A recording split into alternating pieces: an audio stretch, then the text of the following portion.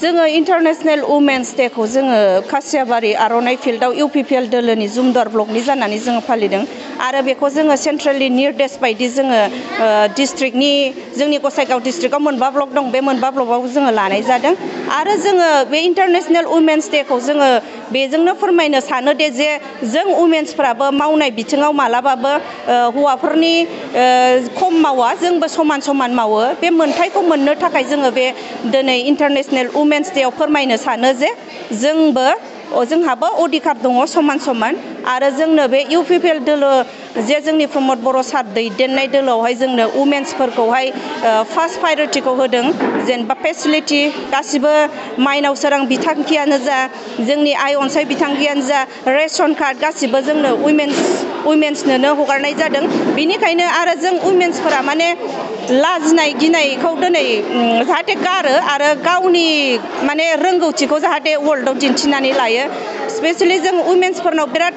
talent दङ नाथाय माखासे बिथिङाव गादब जानायाव दिनै बिसोर गिनायजों गावनि टेलेन्टखौहाय देखायनो हाया बेनिखायनो आङो सानो बे इन्टारनेशनेल वुमेन्स डेआव जाहाथे गावनि गथ'फोरखौ जों बिमाफ्रा उन्दैनिफ्रायनो जाहाथे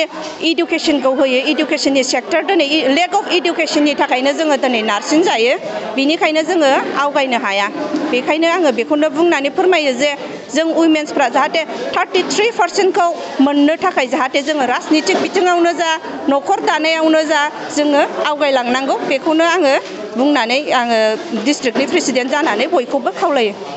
जों लोगोसे जोङो खेला मोसानाय कम्पिटिसनखौ जोङो लानाय जादों आङो सासे वुमेन्सनि प्रेसिडेन्ट जानानै बेखौनो बुंगोन जे जों वुमेन्सफ्रा माने रावजोंबो नारदब जाया रावजोंबो गासिननानै दोनजाया मानो होनबा जों वुमेन्सफ्राबो दिनै कारेज दङ बा टेलेन्ट दङ बा आइडिया दङ जे गावखौ माबायदि बिथिंजों डेभेलप खालामनो हायो आरो आङो बेखौनो बुङो दिनै बे मुलुग सान इन्टारनेशनेल वुमेन्स डेआव जाहाथे गावनि टेलेन्टखौ दिनै दिन्थिनानै लायो आरो मालाबाबो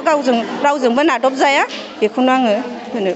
मोनसे फोसावथाय बाजाज बेग लानो गोसो गुदुं सुबुंफोरनि थाखाय गोजोनथाव खौरां क'क्राझार सोहोराव थानाय दावहारु अट' एजेन्सिया फैगौ 6 मार्चनिफ्राय 12 मार्चसिम मेगालन आरो एक्सचेन्ज मेला होगासिनो दं दावहारु अट' एजेन्सियाव बायगिरि बिथांमोना लवेस्ट डाउन पेमेन्ट होनानै बाजाज बेग लानो हागोन नोंथांमोना क'क्राझार सोहोराव थानाय दावहारु अट' एजेन्सि श'रुमजों लोगोसे कारिगाव फेस्टिव आउटलेट आरो दतमा फेस्टिव आउटलेट आरो भटगाव फेस्टिव आउटलेट ब्रान्च श'रुमावबो होबाय थानाय मेगालन आरो एक्सचेन्ज मेलायाव फैनानै नोंथांनि लुबैनाय बाजाजनि बाइकखौ लांफैनो हागोन बाजाजनि बाइक सालायनो मोजां मोनग्रा रायजो राजाफोरनो दावहारु अट' एजेन्सि श'रुमा लोगोसे मोजां अफारफोरबो लाबोदों बेफोरनो जाबाय गंनै helmet free 5 litre petrol free bike बायगिरिफोरनो फ्रि एसुर्ड गिफ्ट हरनाय जागोन आरो एक्सचेन्ज खाबुआबो एभेलेबल जागोन आरोबाव मोजां खाबुबो होबावदों 500 रां होग्रोनानै गोसोबादि बाजाजनि बाइकखौ आवग्रिनानै दोननो हागोन आरो 5% डाउन पेमेन्टआवनो बाइक लानो हागोन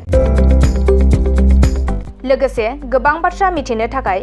6000399187 आरो 8822018193 जानबुं नाम्बारनि गेजेरजों फन खालामनानै मिथिनो हागोन